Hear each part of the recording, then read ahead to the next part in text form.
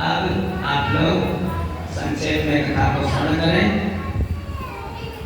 एक परीक्षित ने प्रश्न कर दिया, प्रभु एक बात बताओ, एक दैत्य था जिसका नाम था भौमासुर।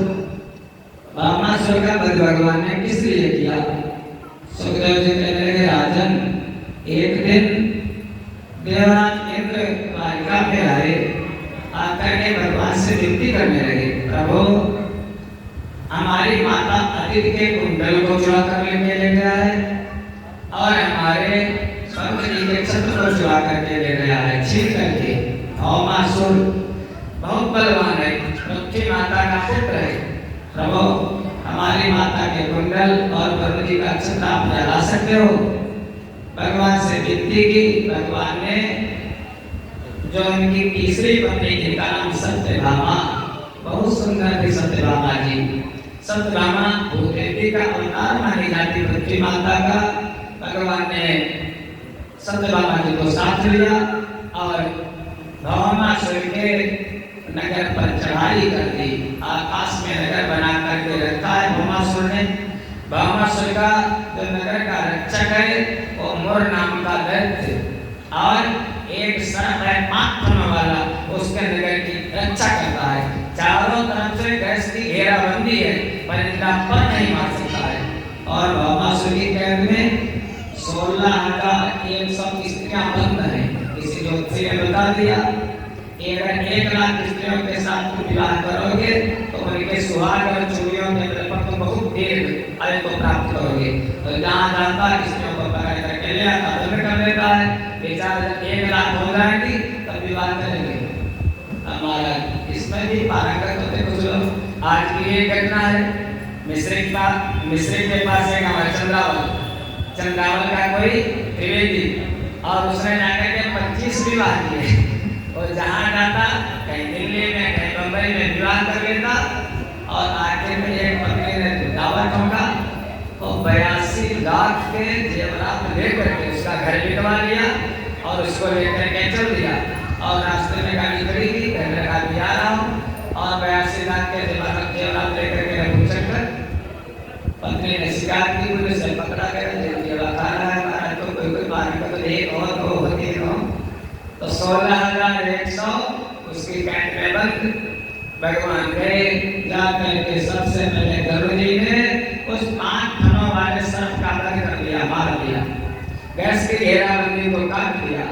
जो मोर नाम का दैत्य था भगवान से लड़ने के लिए आया, भगवान ने उसका वध किया। भगवान का नाम पड़ गया मुरारी। श्री कृष्ण गोविंद हरे मुरारी, हे नाथ नारायण वासुदेव, मुरारी नाम पड़ गया। बाद में भौमासुर लड़ने के लिए आया, भगवान से घोर युद्ध होने लगा और भगवान को मूर्छित कर देता भौमासुर। माता सत्यभामा साथ में ही थी। सत्यभामा जी ने कहा, प्रभु एक छोटा सा दानव वो तुमको मूर्छित कर देता है, इसको मार क्यों नहीं डालते हो?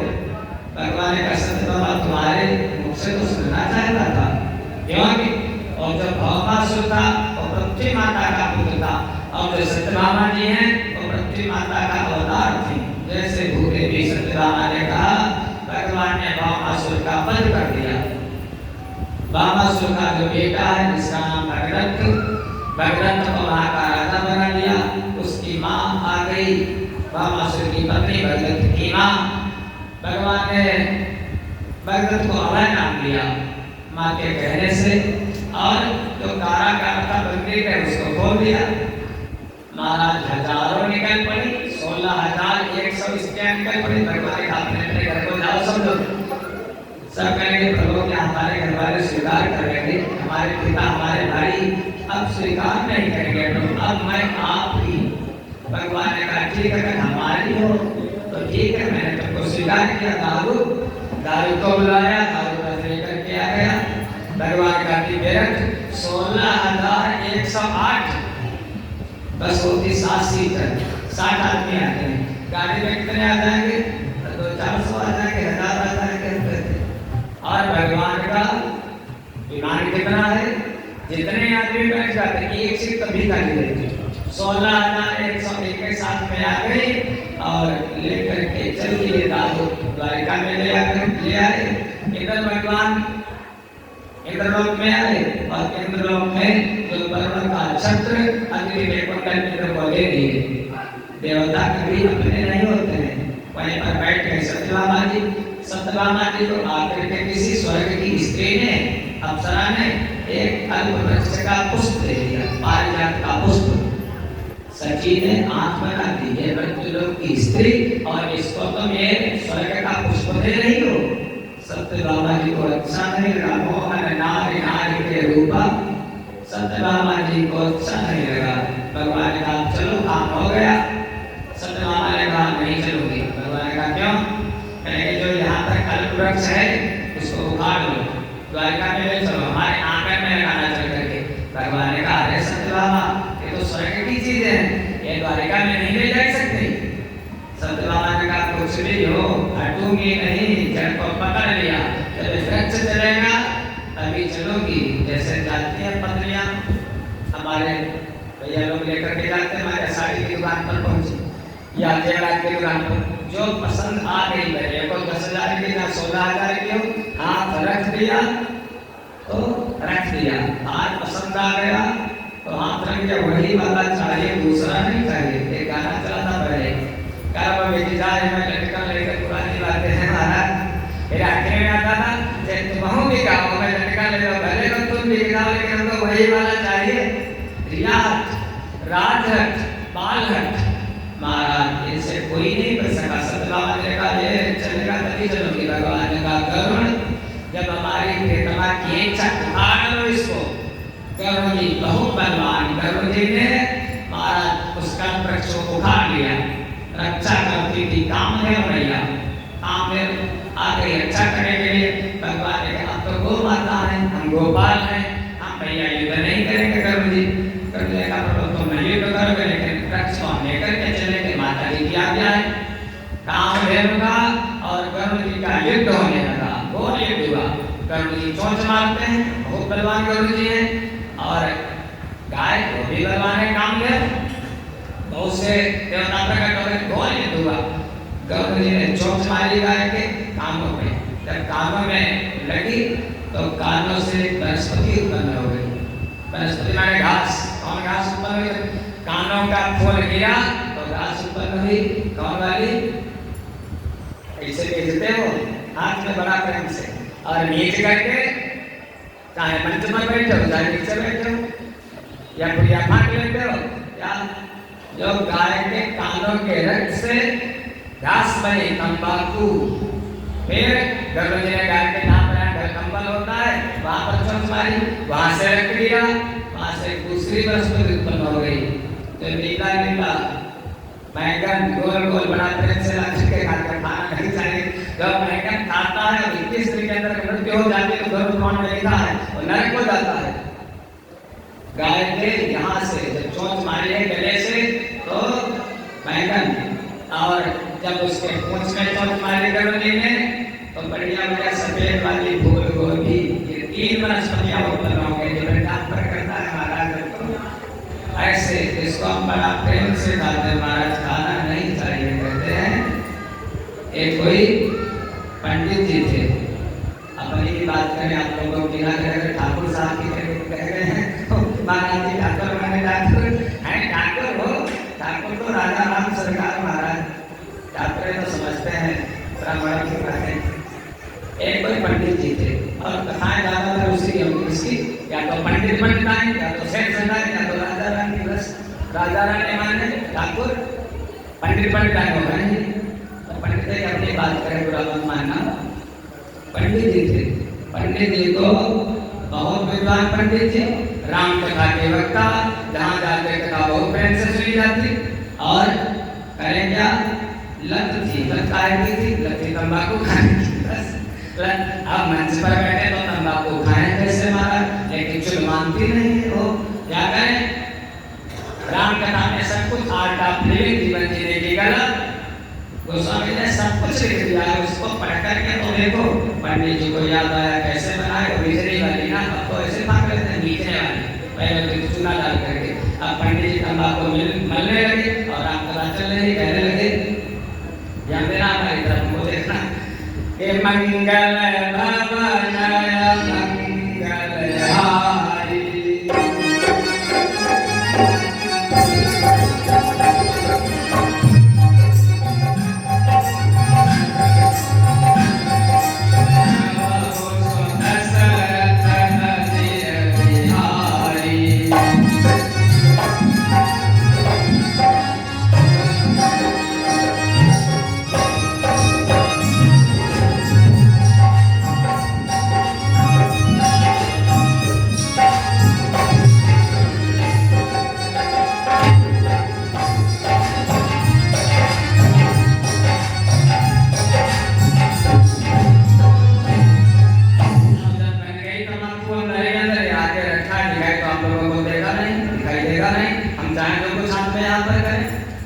इसीलिए रखवा लेते हैं पंडित लोग, बड़े चालाक होते हैं। क्या आप उसको क्या नाम पीटे कैसे? तो पीटने के लिए वो ताली ज्यादातर बजवाते हैं। कथावाचक लोग हमारे लिए कहेंगे, ये दोनों कहेंगे ताली बजाओ, तालियों की सेवा करते हुए भगवान की कथाएं। डोगरे जी महाराज की कथा में कोई हंस नहीं सकता था, कोई ताली नहीं बजा सकता था, हमारा सीधे ढाई लग जाती, लेकिन ताली बजा करके अब कथा को ज्यादा ताली बजा समझ लेना कुछ गड़बड़ है। आज तक हमने ताली नहीं बजा, आज बजवा देंगे। चलो कहने लगे भगवान की कथा जो है कि राम, उनको काम बनाना अपना है पंडित जी को, तालियों की सेवा करते हुए जनता से। राम कथा सुंदर करतारी,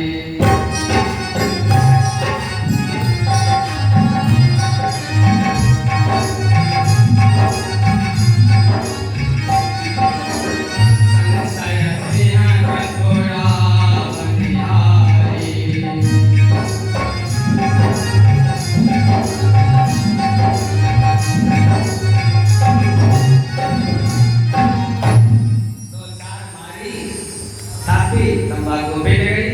अब वो कहते ना 900 जुट के 90 ताल, तो जितने पीट होता है ज्यादा होती बढ़िया। अब जब बग गई खाए कैसे, वहाँ भैया बड़े बड़े लोग बैठे, कैसे खाए सबके सामने? तो कहने लगे देखो भगवान का नाम है, रामायण में सब कुछ है, भगवान के नाम को कहाँ रखना चाहिए? अरे भगवान के नाम को मुख में रखना चाहिए। कहने लगे ध्यान देना कि राम नाम मणि दीप धरु जिह दे हरिद्वार।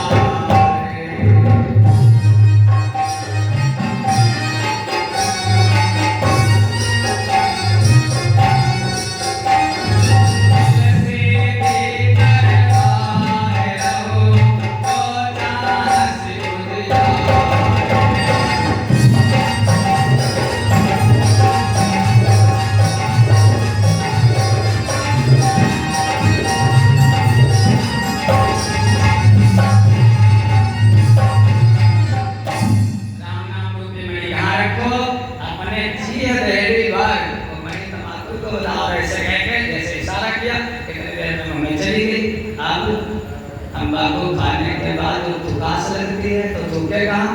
बहुत से लोग तो होते हैं देख मंच अगर कहीं बाहर खुला है, हमारे साथ भी ऐसे लोग हैं, ये मत समझना ऐसा बहुत सीधे हैं हमारा। वो मंच के पीछे ऐसे ना अब कैसे कैसे कुकर्म करते हैं लोग महाराज बैठ करके मंच पर। तो देखो जाकर के सब होता है मंच के पीछे सब होता है। और बस क्या होगा? कहने लगे थूके तो थूके का हम कहाँ जाएंगे? वे सब चले जाएंगे, हम कहाँ जाएंगे? क्या होते के बाहर भी चले जाते हैं, हम अपने लिए थूकने कहाँ जाए? तो कथा करते जाते हैं और मुख से थूक निकलती जाती है। सामने बैठे चौहान हर एक टीम है, पंडित जी क्या करते हैं? और चौहान जैसा भैया खतरनाक आदमी कहना है पंडित जी कथा बहुत बड़ी। एक और थे महाराज मिश्रा जी कराए थे, वो भी कोई कथा करने आके बताया था ऐसी कथा नहीं सुनते पंडित, कथा करना तुम्हारे मुख से थूक बहुत बहती है, थूक निकलती रहती है। पंडित भी पंडित, ठाकुर माने ठाकुर, पंडित माने पंडित। पंडित कह रहे चौहान देखो बात ठीक, हमारे मुख से अपना बात बंद रखना, मुख जब हम कथा करते हैं तो हमारे मुख से गंगा यमुना की धारा बहती है। पंडित माने पंडित, गंगा में किनारा बहती है। चौहान बेचारे चुप, पंडित सोई जो गाल बजावा महाराज तब तक के कोई छोटा छोटा सा बालक बैठा था, भगवान न करे किसी के साथ ऐसा हो, बालक के पिताजी नहीं रह गए थे, चल बसे थे, बेचारा इलाहाबाद जा नहीं पाया, अस्थि पुष्प रखे थे, सोचा सब नहीं जा पाएंगे, तो गंगा भाई अली कह रहे थे महाराज जी कहाँ बैठे हो आप? अली नहीं शुक्रताल में बैठे, जहाँ भगवान की कथा होती है सुखदेव अली कह रहे तो जब जब राम जन्म सुनि गावै, तीरथ सकल कहाँ चलियामै, बालक बुद्धिमान था, उसने सोचा है गंगा मैया यहीं चल करके प्रयागराज यहीं चल करके आ गए तो अस्थि पुष्प तो जा ही सकते हैं, एक पुड़िया बनाई बढ़िया और पुड़िया बना करके आया, आगे बैठा बिल्कुल, पंडित जी राम कथा कह रहे थे और पंडित जी ने जैसे कहा कथा चल रही थी, शिव प्रसंग की, शिव विवाह, माता सती को बहुत समझाया भोले बाबा ने कि राम जी की परीक्षा मत करो, राम जी की परीक्षा मत करो, लेकिन जब माता नहीं मानी तो भोले बाबा ने कहा बस हमारे राम जी जैसा चाहेंगे वैसा होगा। भोले बाबा बोले ध्यान देना कि होई है सोई जो राम रचिया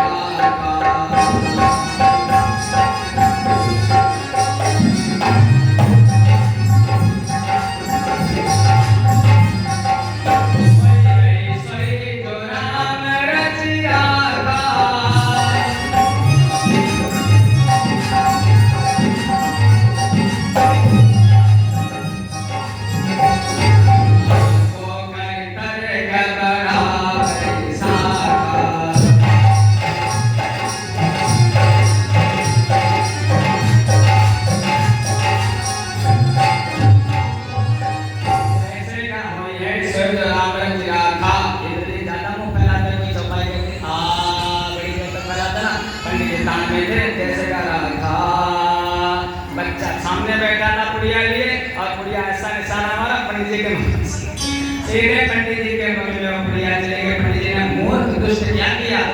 बालक कहे आप तो कहते थे गुरुजी जब हम कथा करते गंगा यमुना के किनारे बैठिए, मैं पिताजी के पुष्पों को लेकर गया था, मैंने सोचा नहीं जा पाऊंगा, तो जो गुरु जी आके तो उनके मैं अस्थि विसर्जित कर देना। तो ये है तंबाकू की महिमा।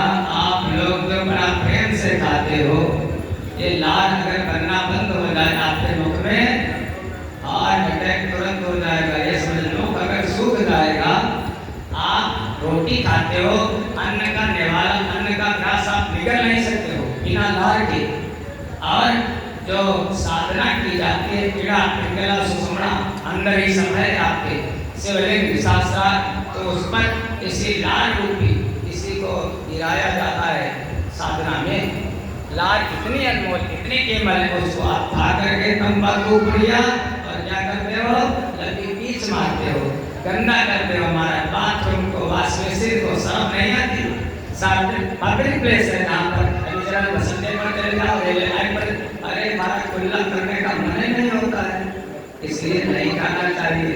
ये कहाँ की और विशेष करके ब्राह्मणों को, पंडित जी को तो कतई नहीं खानी चाहिए, क्योंकि वो हमारी माता है। आपने तंबाकू खा ली, समझो गो मांस का आपने सेवन कर लिया, राजेंद्र दास जी को सर्च करना है। परम सत्य स्वामी राजेंद्र दास जी महाराज मनो पिठाली सर विधिवत आपको समझा देंगे इसके बारे में। प्रेम से वृंदावन बिहारी लाल की। गणों जी ने वृक्ष उखाड़ लिया और उखाड़ करके ले आए द्वारिका और सुरैना सभा में रोपित कर दिया। गरुड़ जी ने उसी वृक्ष को। ऐसी जिद थी सत्यभामा जी की, जब तक भगवान रहे तब तक कल वृक्ष द्वारिका में रहा। बामासुर का वध किया, द्वारिका में भगवान आए। द्वारिका में 16,100 मंडप बनाए गए, 16,108 100 रानियों के साथ भगवान का विवाह हुआ। अब कितने हो गए? 8 तो अलग हुए थे, 16,100 और मिल गए। अब कितने हो गए? 16,108 विवाह हुए भगवान के। एक दिन नारद जी के मन में आया, चलो चल करके देखो। तो देखा 10-10 बेटे भगवान के और एक बेटी। हर घर में, जैसा घर है रुक्मिणी जी का, वैसे घर है जामवंती जी का, वैसे घर है सत्यभामा जी का, वैसे घर है वृंदा जी का, वैसे घर है लक्ष्मण। कोई भेद नहीं है। 16,100 महल बने हैं और उसी में भगवान ने विहार करते हैं द्वारिकाधीश। धीरे धीरे समय बीता। इनका एक बेटा था जिसका नाम था सांब। शाम को पता चला दुर्योधन की बेटी बड़ी सुंदर है, लक्ष्मण। शाम अकेले ही चल दिया, आया हस्तिनापुर में, स्वयंवर हो रहा था, इतना जबरदस्त उठा करके चल दिया स्वयंवर से। कुरुवंशियों ने, कौरवों ने पीछा किया, पकड़ लिया, पकड़ करके जेल में बंद कर दिया। युद्ध हुआ, जेल में बंद कर दिया। बलराम जी को पता चला कि हमारे भतीजे का अपहरण कर लिया, जेल में बंद कर दिया है, और हमारा चेला दुर्योधन हस्तिनापुर गए और जाकर के अपना हल लगा दिया नीचे से। अभी हस्तिनापुर को मैं यमुना में पलट देता हूँ, डुबो दूंगा। महाराज जब वो ऊपर को हस्तिनापुर उठने लगा, दुर्योधन आ गया, चरणों में गिर गया, गुरुदेव गुरुदेव क्षमा करो, बड़ी गलती हो गई। उन्होंने कहा क्षमा? अरे भतीजों को बंदी बना रखे हो, क्षमा? दुर्योधन ने तुरंत सांप को खोल दिया, बंधन खोल दिया, जेल से मुक्त किया और अपनी बेटी लक्ष्मणा के साथ भगवान के पुत्र सांब का विवाह करते हुए जामवंती के बेटे हैं। इस प्रकार से भगवान का दुर्योधन समधी भी है। और उसी दिन से हस्तिनापुर एक तरफ को झुक गया। हस्तिनापुर माने आज की दिल्ली। दिल्ली जाओ कभी देखो कैसा ऊंची नीची है। बलराम जी के द्वारा ये कार्य हुआ। आगे चल करके एक दिन भगवान कहीं जा रहे थे तो रास्ते में बच्चे खेल रहे थे। बच्चों ने देखा कुआं है और कुएं में एक कोई जीव है, उसको निकालना चाह रहे थे, निकल नहीं पा रहा था बाहर। सब लड़के बोलते भगवान के छोटे छोटे, कहने देखो देखो बाबा इसके अंदर क्या है। ये देखा एक गिरगिट था। भगवान ने हाथ लगाया, वो तो आ जा रहा, हाथ बढ़ाया, कुएं में चला गया। हाथ का स्पर्श पाते ही वो जो गिरगिट था महाराज अपने असली रूप में आ गया था। एक राजा थे, जिस राजा का नाम था नृग। गायों को दान कर रहे थे, दान की हुई गाय भाग गई और भाग करके फिर वापस आ गई। दोबारा उसी गाय को दोबारा दान कर दिया किसी दूसरे ब्राह्मण को। ब्राह्मण दोनों ब्राह्मण आ गए। ब्राह्मण का देखो ये गाय देगी है, और ब्राह्मण दूसरा वाला कहता महाराज आपने हमको गाय दान की है। पहला वाला कहता महाराज पहले आपने इसको हमको दान किया था।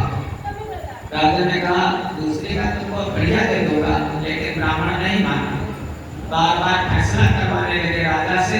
अब राजा केवल सर हिलाते, बोलते कुछ नहीं। ब्राह्मण ने श्राप दे दिया, जाओ सर हिलाते रहते हो, गिरगिट को दाओ, गिरगिट के जैसे सिर हिलाते हो।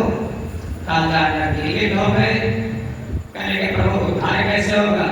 कहने के द्वापर में जब भगवान जन्म लेंगे तो उनकी स्पर्श से तुम्हारा उद्धार होगा। भगवान ने राजा नृग का उद्धार किया। आगे चल करके एक दिन की बात, एक राजा है, इस राजा का नाम है पौंड्रक। पौंड्रक ने बढ़ई को बुलवाया, बढ़ई को बुलवा करके दो हाथ लकड़ी बनवा लिए, दो हाथ तो हैं, दो हाथ और लकड़ी बनवा लिए। एक लकड़ी का सुंदर सा चक्र बनवा लिया, बढ़िया मुकुट पहन लिया। द्वारिका में जाकर के दूत को भेजा। द्वारिका में कह दो जो द्वारिकाधीश है नकली वासुदेव है, असली वासुदेव मैं हूँ, असली भगवान मैं हूँ। कहने का अच्छा दूत आया, भगवान से कल असली द्वारिकाधीश हमारे वो हैं पौंड्रक। भगवान ने आक्रमण कर दिया। काशी नरेश क्या रहता था उस समय, निमंत्रण में गया था। भगवान ने काशी पर आक्रमण किया। पौंड्रक लड़ने के लिए आया। भगवान ने पौंड्रक का वध कर दिया, पौंड्रक को मार दिया। पौंड्रक का मित्र था काशीराज, काशीराज लड़ने के लिए आया। भगवान ने काशीराज को भी मारा। जब काशीराज को मार दिया तो काशीराज का पुत्र सुदक्षिण ने यज्ञ किया और भगवान से उनको प्रसन्न कर लिया। भोले बाबा को प्रसन्न करके एक कृत्या उत्पन्न कर दी। कृत्या कह लो, गायन कह लो, चुड़ैल कह लो, और द्वारिका की तरफ बढ़ी और द्वारिका को नष्ट करने लगी। सारे द्वारिकावासी भयभीत हो गए। भगवान हस्तिनापुर गए थे। भगवान हस्तिनापुर से वापस आए और अपने सुदर्शन चक्र से उस कृत्या का संहार कर दिया। इन कथाओं को क्यों नहीं सुनते हो आप लोग? भगवान ने माखन चोरी और इंडिया को शिक्षा देने के लिए, लेकिन भगवान ने धर्म की स्थापना करने के लिए कितने दुष्टों का वध किया। बाद में सालों को मारा, बाद में बानर का वध किया। एक दिन की बात, धीरे धीरे समय बीता, भगवान द्वारिका में विराजमान है सुदामा सभा में। तब तक एक कोई ब्राह्मण आया, आकर के संदेशा देता है, प्रभु महाराज आज द्विजराज श्रीपति के द्वारे आया है, लेकिन कैदी राजाओं का नाथ पर संदेशा आया है।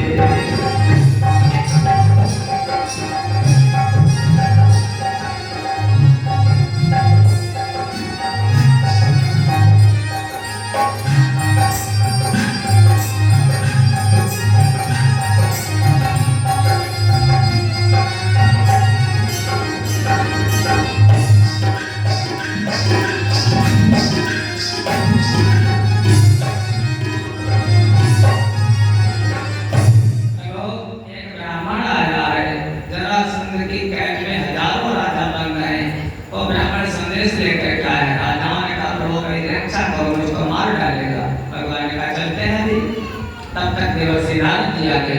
नारद जी ने कहा, प्रभु महाराज युधिष्ठिर यज्ञ करना चाहते हैं और उन्होंने आपको निमंत्रित किया है, प्रभु चलो।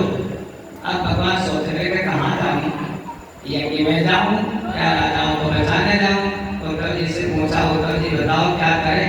उद्धव माने भगवान का मन। उद्धव कहने के प्रभु यज्ञ में जाओ, अगर सत्कर्म में जाओगे, मान लिया कभी कभी निमंत्रण आता है, भागवत में जाना है, मंदिर जाना है, और उसी समय अगर विवाह में भी जाना है तो कहाँ जाओगे आप लोग? अरे माल उड़ाने के चल करके यार वहाँ कहाँ शादी में रसगुल्ले खाएंगे, यज्ञ में जाकर के क्या होगा? लेकिन शादी में जाने से आपका कल्याण नहीं होगा, यज्ञ में जाने से आपका कल्याण होगा। तो ये क्यों नहीं सोचते, सत्मार्ग पर चलो, श्रेष्ठ को पकड़ो। भगवान कहने लगे ठीक है, वो तो बात ठीक कहते हो। फिर भगवान ने दारू को बुलाया और सारी अपनी स्त्रियों को, रानियों को रथ पर आरूढ़ करके भगवान ने हस्तिनापुर को प्रस्थान किया। कहने लगे, श्री कृष्ण कहने लगे, सजो वही का साज।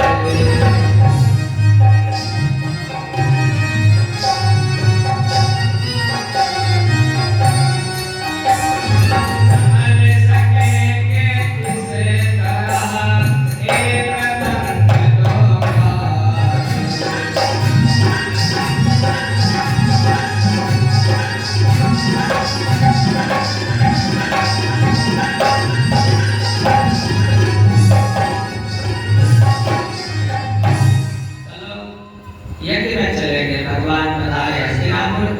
युधिष्ठिर के पास गए, बताओ दादा क्या बात। युधिष्ठिर बड़े हैं भगवान से। युधिष्ठिर ने कहा, भैया कृष्ण यज्ञ करना चाहता हूँ, राजसूय यज्ञ।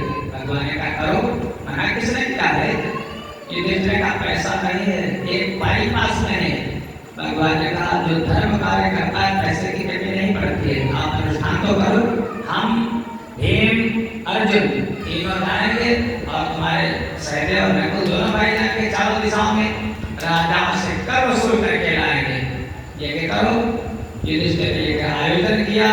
भगवान द्वारिकाधीश कृष्ण, अर्जुन और भीम ये तीनों प्रस्थान करते हैं मगध, जरासंध की राजधानी जिस समय बिहार में है। प्रस्थान कर दिया मगध को, और लक्ष्य क्या है? जरासंध का वध। जाकर के ब्राह्मण का रूप बना लिया है, क्षत्रिय ठाकुर है, लेकिन रूप किसका बनाया? ब्राह्मणों का। जनेऊ बढ़िया कैसे पहनते थे? धोती पहन ली, कुंड लगा लिया और जाकर के भिक्षा मांगी जरासंध से। जरासंध ब्राह्मणों का भक्त था बहुत। कहने लगा बताओ क्या चाहिए? इस तन से जो भी बन आए तो सफल समझिए सारा है, यदि चामन काम काम आए तो यह सौभाग्य हमारा है।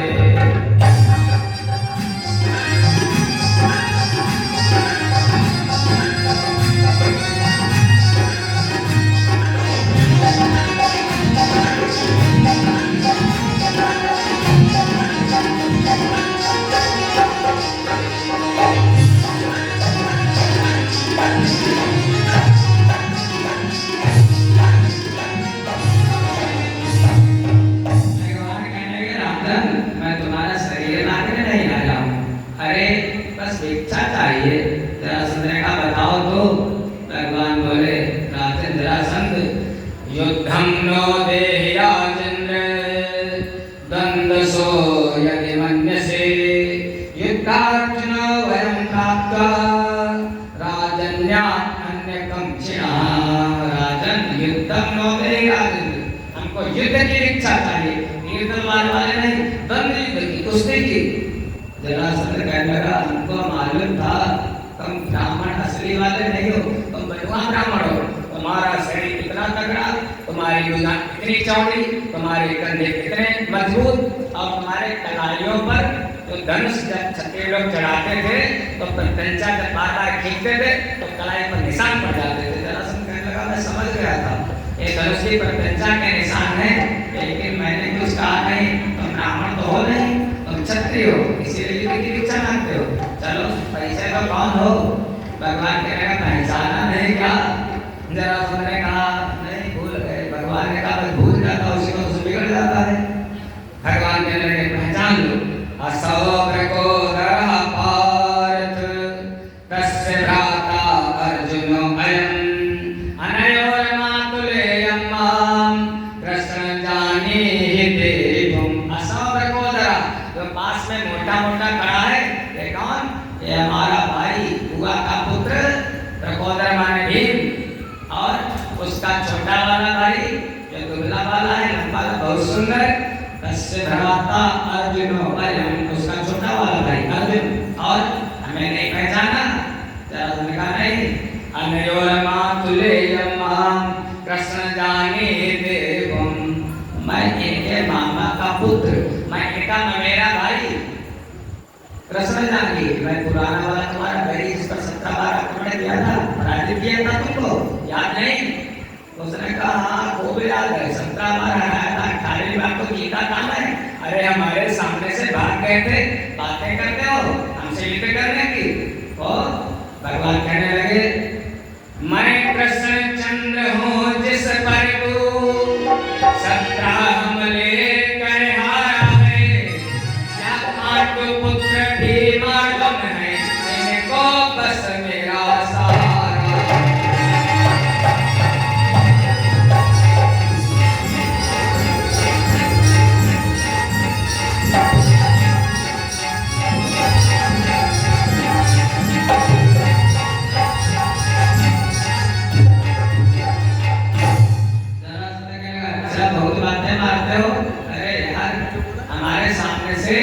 मथुराम सबलित तत्वा समुद्रम शरणम रखा, भगा दिया था मथुरा से, पृथ्वी पर ठाव नहीं मिला, समुद्र में जाकर के आश्रय लिया। बातें करते हो अरे जो तुम हो भगवान से नहीं करूंगा।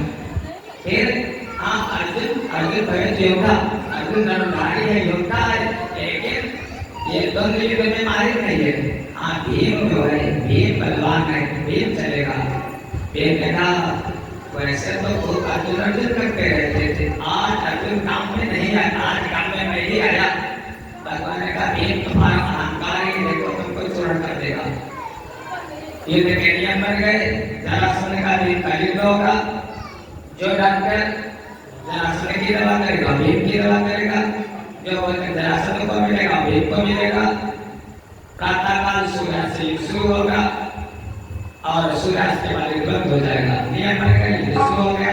1 दिन 2 दिन 3 दिन 20 दिन 25 दिन युद्ध होता रहा।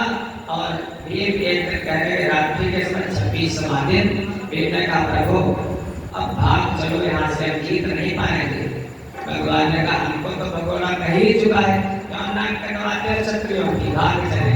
अरे तुम युद्ध करते हो, एक बार हमारी तरफ भी देख लिया करो। युद्ध माने आप लोग संसार में युद्ध करते रहते हो लगातार, एक बार मंदिर चले जाया करो, भगवान के दर्शन कर लिया करो, तब संसार में युद्ध कर पाओगे। एक बार जाओ तो 2 बार कम से कम प्रातः सायं, लेकिन एक बार चले जाओ, दिन भर मरते रहते हो परिवार के लिए, संसार के लिए, अपने लिए क्या करते हो? भगवान का भी हमको देख लिया करो एक बार। देखने का ठीक प्रभु नहीं बात है, चलो कल देखते हैं। 27वां दिन युद्ध शुरू हो गया। भीम ने भगवान की तरफ देखा, जैसे भगवान की तरफ देखा, भगवान ने तिनका उठाया, तिनका को बीच से चीर दिया, ऐसे तो चीर करके ऐसे फेंक दिया। भीम ने जरासंध को उठा लिया, उठा करके पटक दिया, पैर का चीर करके फेंक दिया जरासंध को इधर-उधर। भीम ने सोचा मर गया।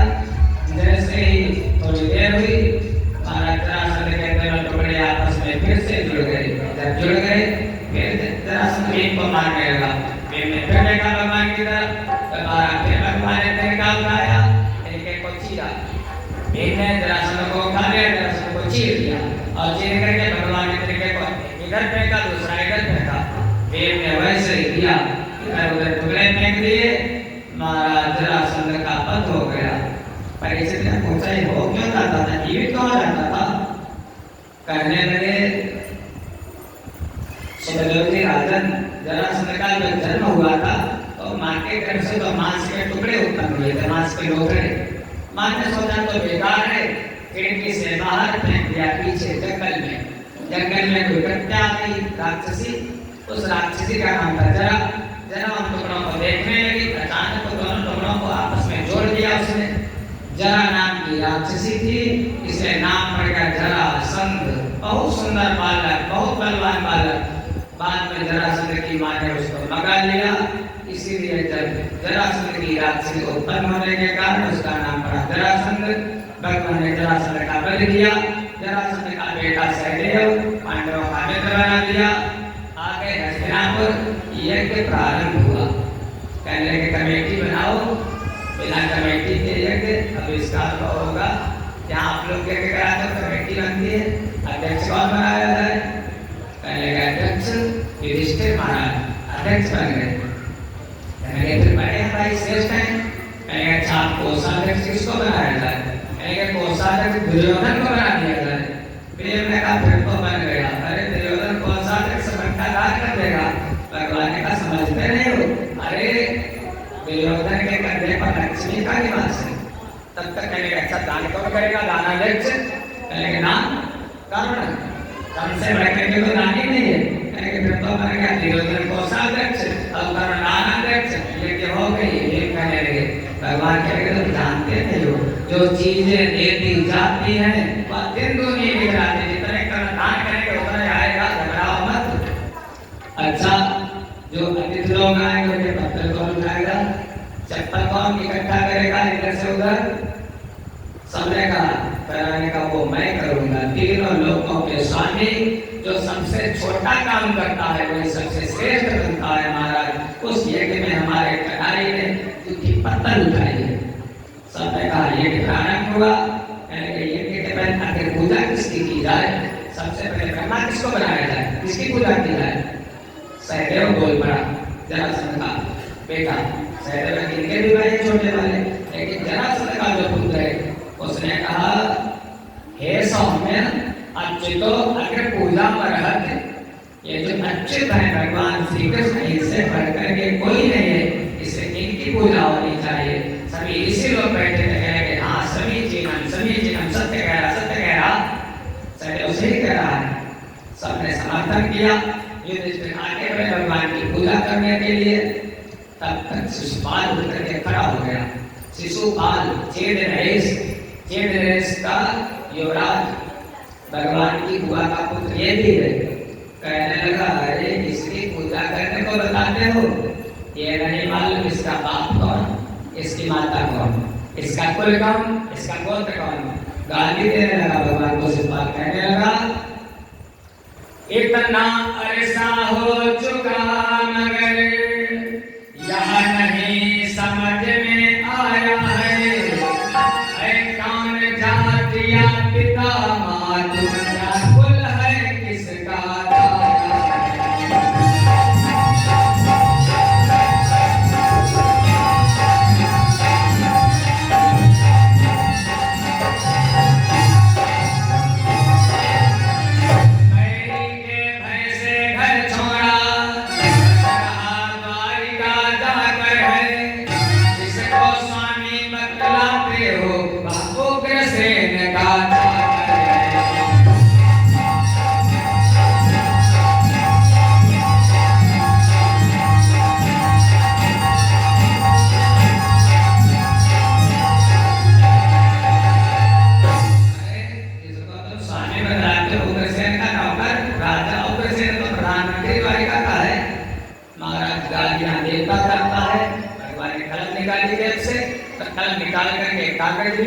और निशान लगाने लगे 1 2 3 4 10 11 12 20 30 40।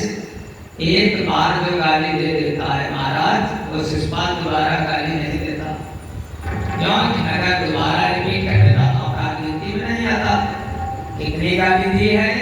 50 गाली दे डाली। आप लोग महाराज कितना भी गाली देने वाले हो, पुलिस वाले भी अगर कोई हो तो 10-20 गाली दे लेगा, हम कह रहे 30 दे लेगा, 50 दे लेगा, खत्म जाता। लेकिन इसके बाद तो गालियों को रिपीट करेगा, उन्हीं गालियों को। लेकिन शिषपाल गालियों का स्पेशलिस्ट, जो एक बार गाली दे देना दोबारा गाली नहीं देता हो। सब कहने लगे देखो तलवारें खींच ली सबने, मार डालो गाली, भगवान को गाली दे रहा है। भगवान ने कहा नहीं, मान्य हमारा है, हमारी बुआ का बेटा है, अरे हमारी भाई भाई की बात है, तुम लोग बीच में मत पड़ो। भगवान निशान लगाते जाते हैं। इसी भांति अपराध जब सौ हो गए तमाम, मुस्काए मोहन तनिक लिपि पर लगा दिया। जब 100 गालियां दे चुका शिषपाल, भगवान मुस्कुराए, भगवान कराई और जो लिख रहे थे निशान लगा रहे थे पूर्ण विराम लगा दिया, कलम को तोड़ के फेंक दिया। भैया शिषपाल मान जाओ, अब मत करो ये। समझाया भगवान ने, लेकिन जब विष्णु को समझा तो आदमी डर रहे हो, ताकत कम गुस्सा ज्यादा, जो बलवान होगा तो मान जाएगा, लेकिन जो कमजोर होगा तो भैया बन जाएगा महाराज। तो बिल्कुल चिपक गया भगवान से, अरे क्या कर लोगे? कहने लगे बस शिशुपाल में कर अंधेर बहुत, यह सृष्टि नहीं अंधेरी है, हंस चुकी भंवर में नौकरी, 2-4 घड़ी की।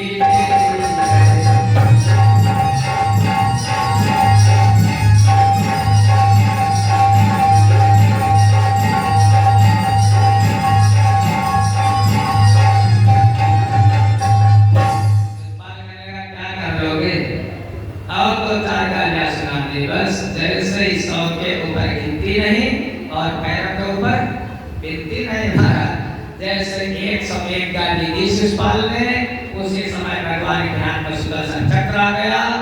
सुग्रीव जी कहते हे राजन, 101 दुर्वचन उठा, अवितव्य कुवाच के बाच उठा, कंचन खाली जाल लगी गले, बस मात भूमि पर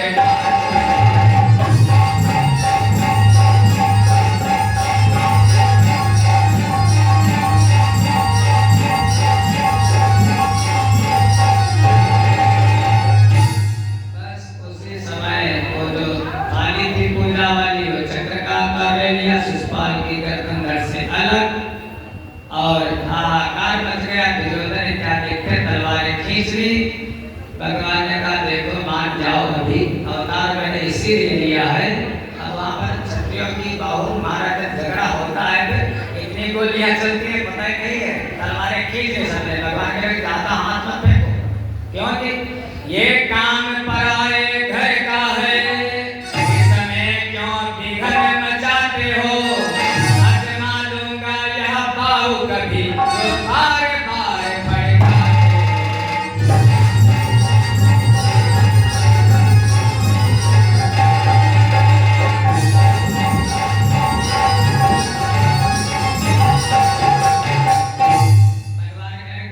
थोड़ा तसल्ली करो, तुम्हारा भी समय आएगा, तुमको भी देख लोगे, इनको सबको देख लिया मैंने।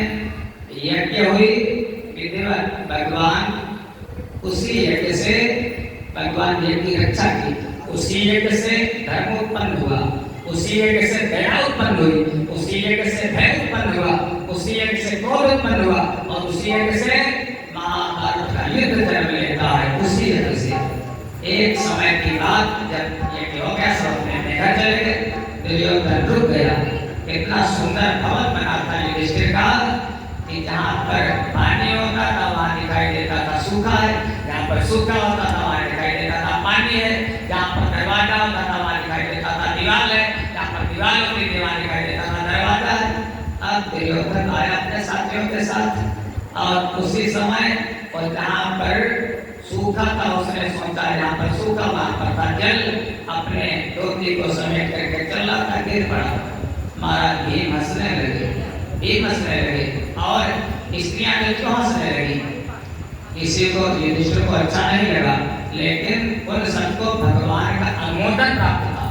अपने आप नहीं हंसे, भगवान ने पहले कह रखा था, मूल में हमारे कन्हैया भगवान श्री कृष्ण कहने लगे ठीक किया जो कुछ किया। दुर्योधन लजा गया और वहीं से दुर्योधन की जो महाभारत का मूल कारण क्या था, दुर्योधन की जो दृष्टि थी वो द्रौपदी के लिए अच्छी नहीं थी, द्रौपदी के लिए उसकी कुदृष्टि थी, मूल कारण ये था बस। उसके बाद महाभारत का युद्ध तय हो गया, 18 अक्षौहिणी सेना इकट्ठी हुई। धर्म क्षेत्रे कुरुक्षेत्रे समवेतायुत्सवः मामकाः पांडवाश्चैव किम अकुर्वत संजय। कुरुक्षेत्र में महाराज कौरवों की सेना 11 अक्षौहिणी, पांडवों की सेना 7 अक्षौहिणी, सब क्षत्रिय हैं, चाचा पापा नाना ताऊ जितने भी हैं, और सभी लोग जरा सी भूमि के लिए सुई की नोक के बराबर होने का बिना लड़े। महाराज सारे कुरु वंश का संहार करा दिया भगवान ने, कोई नहीं बचा, केवल 9 लोग बचे, 5 पांडव, कृपाचार्य, कृतवर्मा, अश्वत्थामा और सात्विकी जाके रक्षक चक्रधर मार सके ना कोई, बाल नवाब का कर सके जगवैरी होए।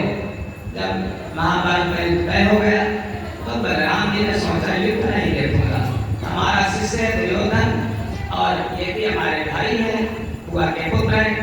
बलराम जी तीर्थों को चले गए, विदुर जी भी तीर्थों को चले गए। बलराम जी तीर्थों में भ्रमण और कन्हैया युद्ध में है। बलराम जी तीर्थों में भ्रमण करते करते इधर उधर बहुत से तीर्थों में गए, और उसी समय एक दिन बिंदु सरोवर, सुदर्शन तीर्थ, विशाल तीर्थ और चक्र तीर्थ, कहाँ नैमिष में चक्र तीर्थ दर्शन करने के लिए बलराम जी द्वारिका कहाँ और कहाँ नैमिष। आप कितने भी तीर्थ का लोग नैमिष आने को नहीं गए तो पूर्ण नहीं माना जाता है।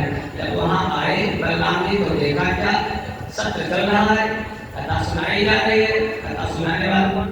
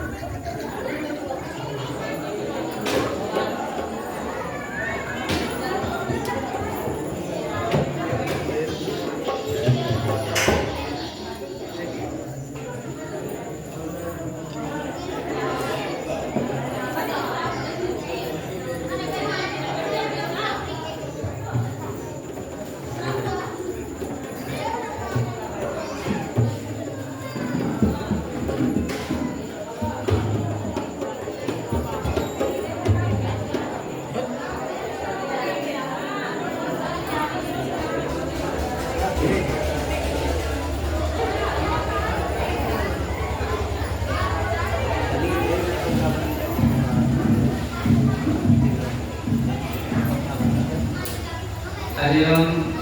जय श्री राधे, जय श्री श्याम। द्वारिकाधीश भगवान की। बलराम जी तीर्थों में आए तो नैमिष में आए, नैमिष में देखा कथा सुना कौन रहा है, रोमहर्षण सुनने वाले के श्रोता है, सौनक आदि हजारों महात्मा। रोमहर्षण जी ना तो प्रणाम किया बलराम जी को, ना तो कुछ बोले। बलराम जी भगवान के अवतार हैं, बलराम जी को क्रोध आ गया, कहने का अरे ये एतदर्थो लोकेस्मिन् वदार्यो या मया कृतः मध्यामे धर्मध्वजनिस्ते हे पातानि क्रोधिता। हमारा अवतार तो पृथ्वी पर दुष्टों का विनाश करने के लिए हुआ है। अरे ये रोमहर्षण नीचे जाति का, और ये ऋषि लोग महात्मा ब्राह्मण लोग उच्च जाति के, ये नीचे बैठे और ये दुष्ट ऊपर बैठा है व्यास मंच पर। धिक्कार है। और जो जो लोग धर्म के चिन्हों को धारण कर लेते हैं लेकिन धर्म का आचरण नहीं करते हैं, तिलक तो लगा लिया बहुत बढ़िया लंबा सा, माला पहन ली बहुत लंबी सी, कपड़े पहन लिए बहुत बढ़िया, लेकिन खड़े कहाँ हैं? आइए देखिए रुद्राक्ष पहन गले में कंठी पहने और बकरा खान करके खा रहे हैं महाराज। जो धर्म के चिन्हों को धारण करता है लेकिन धर्म की मार्ग पर नहीं चलता, उसी का वध करने के लिए मैं उतार लेता हूँ। बलराम जी ने एक कुश उठाया और कुश उठा करके रोमहर्षण जी का वध कर दिया, वक्ता को मार दिया। सब इसी लोग बैठे थे, हाय हाय बड़ा गड़बड़ कर दिया। अरे मैंने ही इनको बिठाया था। रोमहर्षण जब कथा करते थे तो उनके रोंगटे खड़े हो जाते थे, जो श्रोता सुनते थे वही मंत्रमुग्ध हो जाते थे। मैंने इनको बिठाया था, एक और पाप पढ़ दिया, तुमने वक्ता का वध कर दिया। बलराम ने कहा अब क्या करो, तो वही गया। कहने आत्मा वही जाने तो पुत्र, पिता की आत्मा पुत्र में होती है। इनके जो रोमहर्षण जी के पुत्र हैं इनका नाम है सूत जी। अब सूत जी को ही विराजमान करो, तो बलराम जी ने सूत जी को विराजमान कर दिया वहीं पर। और ऋषियों ने कहा अब तुम जा करके जाओ तीर्थों में सेवन करो, तीर्थ करो 1 वर्ष तक। और उसके पहले प्रायश्चित कैसे होगा इसका? कहने लगा यहाँ पर एक दानव रहता है, जिस दानव का नाम था इलवल। इलवल तो मर गया, किसी ने मार दिया। इलवल का पुत्र है जिसका नाम बलवल। बलवल बहुत उपद्रव करता, हम लोग यज्ञ करते हैं, कहीं ला करके रक्त, कहीं अस्थि, कहीं मदिरा को डाल देता है, कथा नहीं सुने लेता। अगर बलवल का वध कर दो तो आपको इसका प्रायश्चित हो जाएगा। बलराम जी ने बलवल नाम के दैत्य को सारण में ही मार दिया, वध कर दिया। उसके बाद तीर्थों को चले गए, तीर्थों में भ्रमण करते रहे। 1 वर्ष के बाद वापस आए, तब तक यहाँ पर महाभारत का युद्ध समाप्त हो चुका था। बलराम ने कुछ नहीं कहा, अच्छा हुआ या बुरा हुआ वो तो जानते थे भगवान की क्या इच्छा है। इस प्रकार से आगे समय बीतने लगा। भगवान के एक परम मित्र है, जिन मित्र का नाम है, मित्र से बढ़कर के महाराज कोई नहीं होता है इस संसार में। मित्र का नाम सुदामा। हल्के में मत लेना सुदामा जी को, आप लोगों ने कहा तो बहुत बात सुनी होगी। पंडित जी कहते हैं आज सुदामा जी की कथा होगी, चावल लेकर के आना सब लोग घर से ना। महाराज क्या बात है, चावल लेकर के गए नहीं, गए चूड़ा लेकर के, 4 मुट्ठी चूड़ा वो लेकर के गए हैं महाराज सुदामा जी। कैसे हैं देखो, एक बात है, गुण प्रेम में होते, कोई किसी वस्तु में नहीं होते। अगर इस फूल से हमको प्रेम है तो इसमें सब गुण दिखाई देंगे, और अगर इस फूल से हमको वैराग्य होता है इसमें सब दोष ही दिखाई देंगे। अगर आपका हमारा प्रेम है तो आपको हमें सब गुण दिखाई देंगे। और कोई बात अभी कह दूं, आपका हमारा विरोधाभास हो जाए, अरे पंडित बहुत खराब था, गुणेनो अवसर प्रेमणी न वस्तुनि, गुणते होते। सुदामा जी का भगवान से प्रेम है। महाराज रात्रि को लेटते हैं तो अपनी पत्नी से चर्चा करते हैं सुशीला की। कहने लगे कृष्णस्य सखा आसीत् ब्राह्मणो ब्रह्मविद्ता विरक्त इंद्रियार्थेषु प्रशांतात्मा जितेन्द्रियः। भगवान कृष्ण के परम मित्र हैं सुदामा जी। है कौन? प्रशांतात्मा जितेन्द्रियः। अब जैसे हनुमान जी जितेंद्रिय हैं, इंद्रियों पर पूरा संयम है। अब बता दो इंद्रियों पर संयम है तो सुदामा जी भिक्षा मांगते होंगे? सुदामा जी ने कभी भिक्षा मांगी ही नहीं है। जो आप लोग कहते भिक्षा मांगते थे, ब्राह्मण को केवल भिक्षा कभी नहीं मांगी सुदामा जी ने। काशी प्रत्य से जो मिल जाता है उसी से सुदामा जी व्यवहार करते हैं। बहुत बड़ा गुरुकुल है, बालक पढ़ने के लिए आते हैं, बालकों को पढ़ाते हैं, लेकिन पढ़ाने पर विद्या बेचते नहीं है, विद्या विक्रय नहीं की जाती, मुफ्त में पढ़ाते हैं। जो कुछ आकाशीय वृत्ति से आ जाता है उसी से बालकों को भी खिलाते हैं। सुदामा दरिद्र नहीं है, सुदामा अकिंचन है। सुदामा गरीब जरूर है, जैसे कहते दरिद्री, सुदामा ब्राह्मण दरिद्री नहीं होता है, ब्राह्मण अकिंचन होता है महाराज। ब्राह्मण अहंकारी नहीं होता है, रावण स्वाभिमानी होता है। सुदामा जी अहंकारी स्वाभिमानी है, सुदामा जी दरिद्र नहीं, सुदामा जी अकिंचन है, निरंतर भगवान का भजन, कभी किसी से कुछ मांगा ही नहीं सुदामा जी ने। हाँ, उनकी जो पत्नी है उसको कह सकते हैं दरिद्र। आखिर में है कौन दरिद्र? कहते कोवा दरिद्रो विशाल तृष्णा, इसके अंदर बहुत तृष्णा है, और हो जाए वही दरिद्र माना जाता है। जो भगवान का भक्त होता है महाराज, राम रतन से बढ़कर के कोई धन है क्या? सुदामा जी दरिद्र है। हाँ, उनकी पत्नी जो है उसके बारे में लिखा गया, पतिव्रता विवाह मल्याता वदनेन सा दरिद्रा श्रीरमाना सा वेपमानादिगम्य चा। सुदामा की पत्नी को दरिद्र कहा गया भागवत जी में, सुदामा जी को नहीं। इसलिए दरिद्र कहा गया क्योंकि पत्नी की कामना है।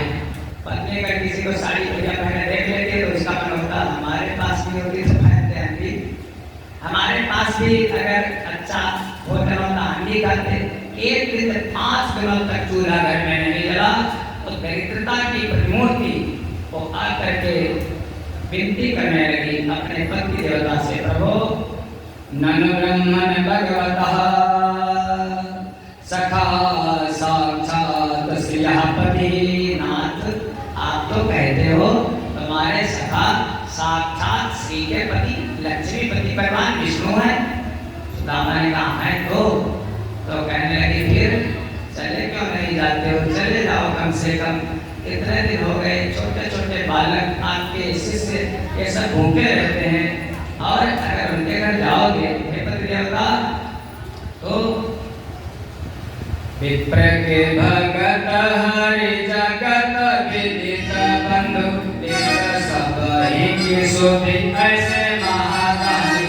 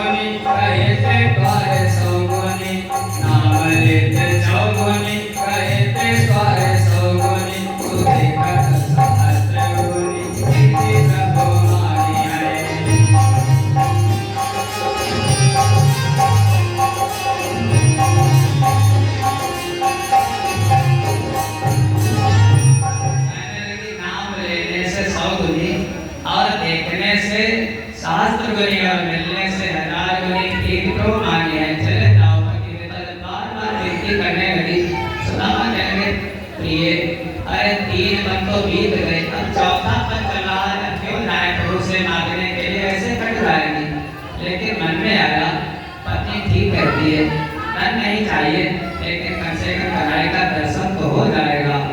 सुदामा जी ने कहा प्रिय जाऊं कैसे? देने के लिए तो कुछ है नहीं। उसने कहा उसकी व्यवस्था कर दूंगी। पड़ोस में गई और पड़ोस में जाकर के विद्वानों का सेठ साहूकार के घर में नहीं गए, वो दरिद्रता की प्रतिमूर्ति केवल ब्राह्मणों के घर में गई है। जाकर के 4 मुट्ठी चूड़ा मांगा है, मां उधार लेकर गए, मां करके नहीं लाई है। महाराज उधार ले, बहन थोड़ा सा दे दीजिए, आएगा तो तुमको हम दे देंगे वापस। मांग करके ले आई 4 मुट्ठी चूड़ा। माने मन बुद्धि चित्त अहंकार, ये 4 चीजें लेकर के चावल तो कहने की बात है, चावल आवाल है। भक्त जो लेता है मन बुद्धि चित्त अहंकार भगवान को समर्पित करो। 4 चीजें लेकर के गए सुदामा जी। चल दिए, मान दिया है, पोटली में धोती की, चल दिए। जब जाकर के भगवान के कदम बढ़ाओ तो बड़ी दूर लगता है लेकिन जब चल लोगे तो फिर पहुंचने में देर नहीं लगती। सुदामा जी कहीं पर सोए, जैसे ही नेत्र खुले प्रातः काल हो गया तो देखा क्या, अरे इतनी जल्दी आ गए, क्या देखा, दीदी जगा चांदी गई देखत सुवर्णमयी, एक दिन अनेक बने द्वारिका के भवन आए।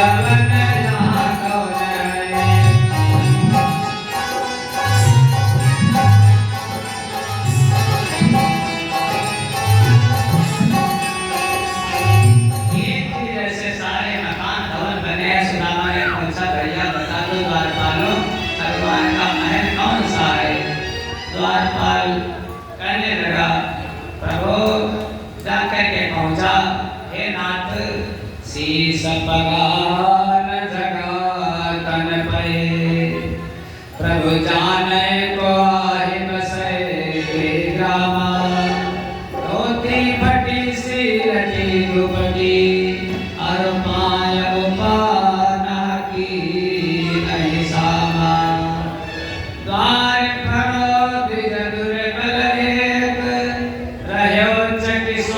वसुधा अभिरामा, ऊंचत दीन दयाल को नाम, बतावत आपनो नाम सुदामा। कहने लगे सुदामा जी, देखो देखो ये गरीबी, ये गरीबी कहाँ, कृष्ण के दर पे ये विश्वास लेके आया हूँ, मेरे बचपन का यार है मेरा श्याम, वही सोच कर मैं आस करके आया हूँ।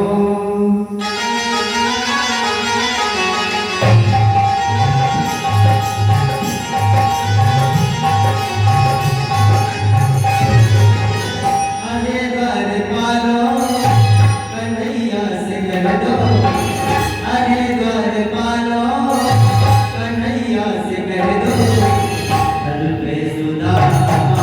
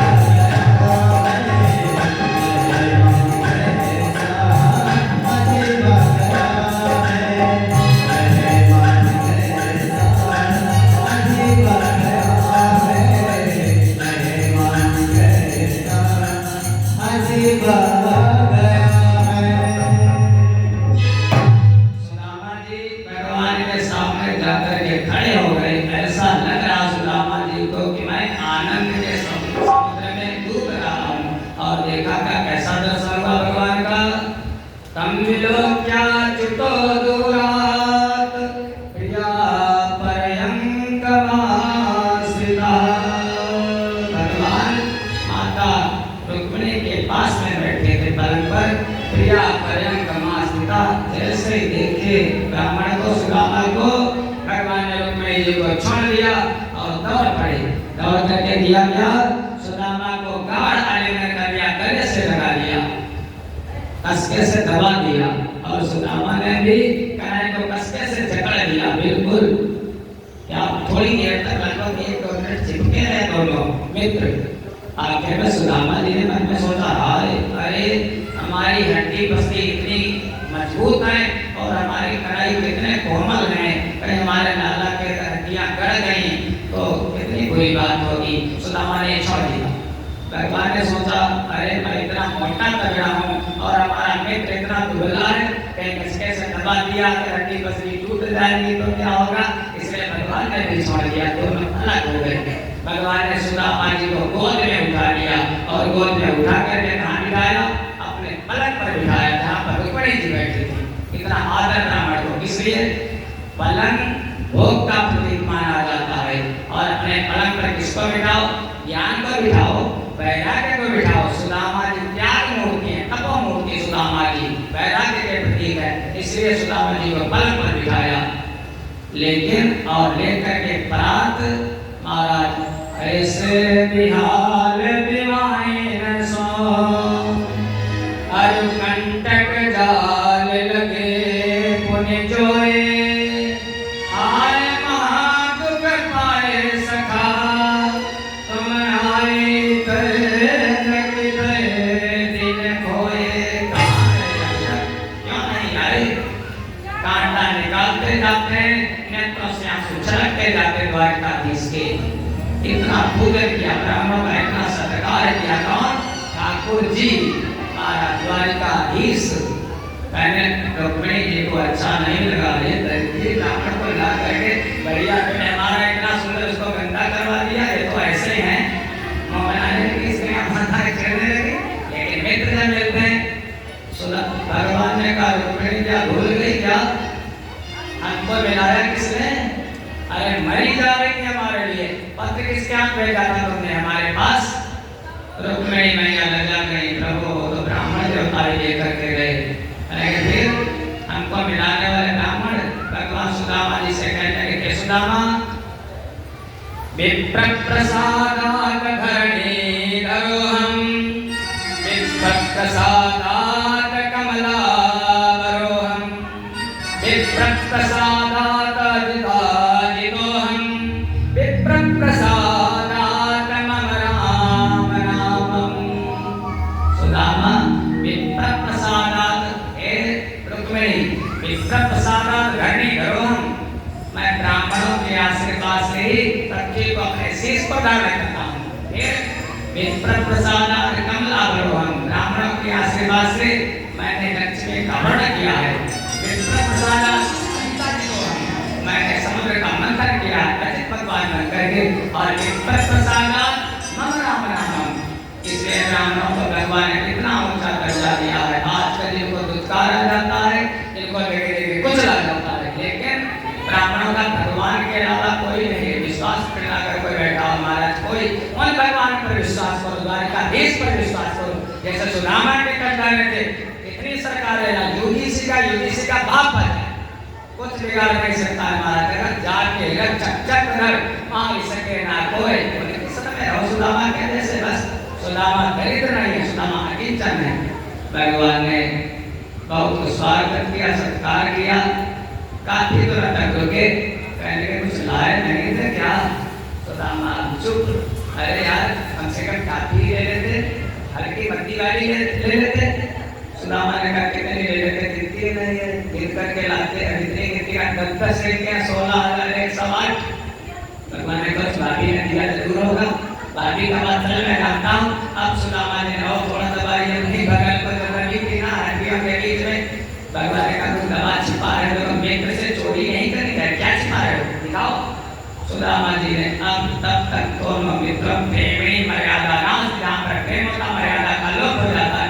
तीनों लोगों के स्वामी ने कमजोर सुदामा बेचारा जब टापती हुई खींच लिया, और वो सड़ी हुई धोती बेचारे गरीब आदमी बहुत गंदी थी, हमारा सावन हो गई नहीं था जो उसको छांटते, चूड़ा निकल गया। और भगवान ने उस चूड़े को भर लिया मुट्ठी में और एक पक्की लगाई। सुदामा को तीनों लोग ने कितना पुण्य मिला, भगवान के प्रताप से सुदामा को कितने लोग मिल गए। फिर दूसरी पक्की लगाई और अपने जैसा बना दिया, जैसे तीसरी मुट्ठी भरी, कांप उठी कमला, मैंने सोचा थर थर कांपने लगी, रुकने की, प्रभु ऐसा मत करो। और रुक्मिणी ने हाथ रोक लिया, वैसे यहाँ पर विद्वानों का मत है, रुक्मिणी ने कहा प्रभु क्या अकेले खा जाओगे क्या? अरे हम भी तो 16,108 तुम्हारी पत्नियां ब्राह्मण का दिया हुआ प्रसाद है।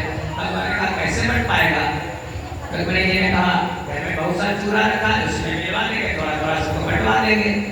भगवान ने अपने जैसा सुदामा को बना दिया, और जो भगवान के शरण में रहता है महाराज, भगवान अपने जैसा बना देते हैं। दिया कुछ नहीं, पापा नहीं दिया सुदामा ने, लेकिन तब भी मस्त होकर के चल दिए। प्रभु ने कितना सत्कार किया, भैया पैसा तो मिल जाएगा, पैसा आपको लेके यहाँ पैसा दुर्लभ नहीं, लेकिन सम्मान मान आपको मिलेगा, मान सम्मान मिल जाए हमारा, तो पैसे की कैसी। सुदामा जी को क्या मिला? सम्मान दिया, तीनों लोगों के स्वामी है। आए वहां से चलिए, मन में सोचे अरे कितना, अरे अपने पलंग पर बैठा है, इतनी सेवा की, कितना अच्छा भोजन कराया, कितना सुख दिया हमको, सोच तैयार हैं। आगे दिखाई दिया गांव में जैसे प्रवेश किया, बेचारे यहाँ पर घर था हमारा, एक टूटा चप्पल पड़ा था, हमारी ब्राह्मणी थी, हमें क्या द्वारिका घूम करके आ गया क्या, फिर वापस आ गया। तब तक गाँव वालों ने कहा नहीं, अरे सुदामा जी ये आपका ही घर है, आपका ही घर है। तब तक देखा क्या, वैसे राज समाज वही गजबाज घने ब्रह्म संभ्रम छायो, कहो पर्यो कहो मार्ग भूल गए, अब फिर यहाँ द्वारिका आयो। क्या फिर द्वारिका में आ गया? तब तक ऊपर से देखा सुशीला ने, अरे ये आपका ही क्या है, ये उन तीनों लोगों के स्वामी की कृपा है। सुदामा कहने में नहीं मानता, अरे तुम हमारी ब्राह्मणी के जैसे नहीं हो, तुम तो इतनी सुंदर साड़ी। कहने लगे सुदामा जी कि फूटी एक थारी बिनु टोटरी की झाड़ी होती, कांसे की डालियों का थारी होती कांटे की।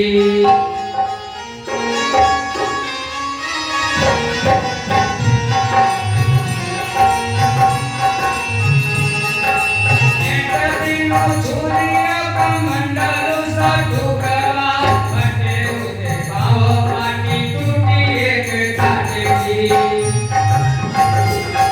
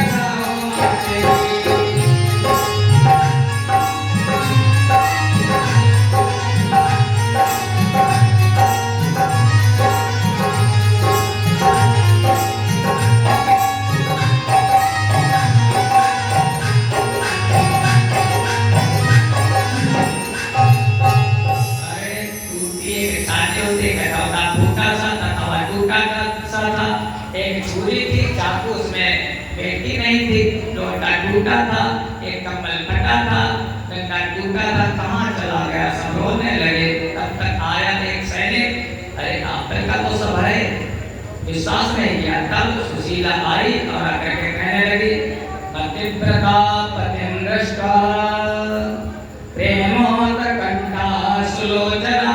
आकर के सुदामा के गले लग गई सुशीला। सुदामा जी कहेंगे, तुम वही हो क्या? हमारे तो बाल सब सफेद थे, क्या अभी ब्यूटी पार्लर से होकर के आई हो क्या?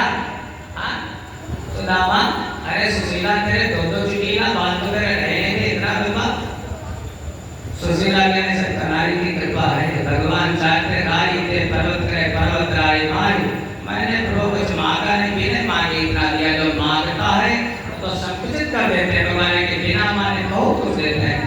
सुशीला ने कहा, अंदर पधारो पति देव। सुदामा ने कहा, ना मैंने कभी मांगे नहीं सुशीला, तुमने मांगा, तुम्हारे पुत्र और तुम इसी में को मौज करो, ऐश करो, और हमारी ड्यूटी बढ़िया वही ठीक है। सुदामा जी घर में नहीं है, सुदामा अकिंचन है, बड़े बड़े बस पहने के सुदामा जी की जिंदगी उसी एक धोती में और उसी टूटी मड़ैया में कट गई। ऐसे सुदामा जी ब्राह्मण है, प्रशांत आत्मा, जितेंद्रिय। भगवान का जिसके पास नाम का धन है उसको बाहर की आवश्यकता नहीं होती है। इस प्रकार से सुदामा की रक्षा की प्रेम करो तो ऐसा करो, भगवान से कहते हैं कि जो प्रेम गली में,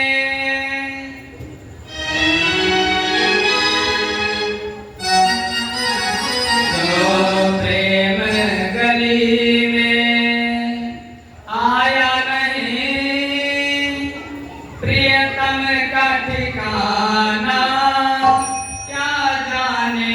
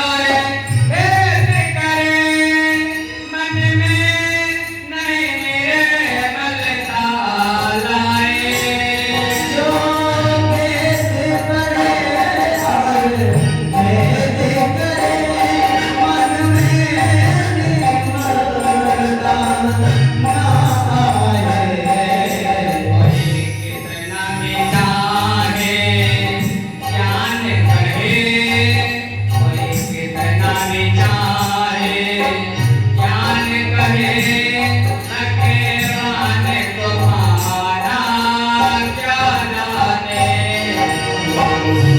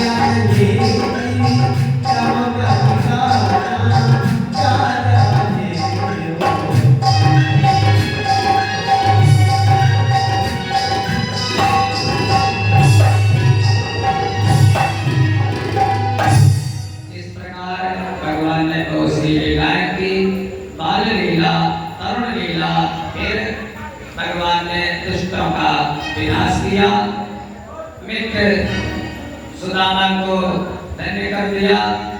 भगवान ने सोचा सारे दुष्ट तो मर गए, पृथ्वी दुष्टों से विलीन हो गई, लेकिन अभी बाकी है पृथ्वी का भार हमारे अपने जो है यदुवंशी बहुत बिगड़े। पृथ्वी का भार क्योंकि हमारा संरक्षण प्राप्त है, हमारे बल से पोषित हो रहे हैं। क्या किया जाए, इनका विनाश कैसे करवाया जाए? अच्छा भगवान के मन में आ गया सत्य संकल्प ईश्वर, अगर इनमें कला करवा दी जाए, जहाँ सुमति संपत्ति नाना, जहाँ गोमति विपत्ति नाना, कला करवा दी जाए, ये भी मर जाएंगे, हमको भी अपने स्वभाव करना है। विचार किया भागवत जी का 11वां स्कंद, और उसी समय भगवान ने एक यज्ञ करवाया अपने द्वारिका में। उस द्वारिका में बहुत से ऋषि मुनि पधारे। यज्ञ हुआ, यज्ञ का जब पूर्ण होती हुई तो सब लोग चले गए, कुछ ऋषि लोग रुक गए। कोई समुद्र के किनारे प्रवास क्षेत्र में अपना झोपड़ी बना ली, चातुर्मास करने लगे। एक दिन भगवान के मन में संकल्प आ चुका था। यदुवंशी बालकों ने एक बालक को, जो भगवान का बेटा सांब, जामवंती का सुत, दुर्योधन का दामाद, सांब को साड़ी पहनाया। साड़ी पहना कर क्या तुम्हारा श्रृंगार कर दिया, नकली वाले बाल लगा दिए, और सारा श्रृंगार करके लाली के पाउडर लगा दिया। ले जाकर के पहुंचे संतों के पास। हे संत भगवान, एक बात बताओ, दारू पीनी थोड़ी बहुत, एक बात बताओ, ये जो मेरा साथी है, हे देव हमारे साथी की ऐसी हालत मुद्दत से है, इसके पेट में बताओ तो लड़का है अथवा लड़की है।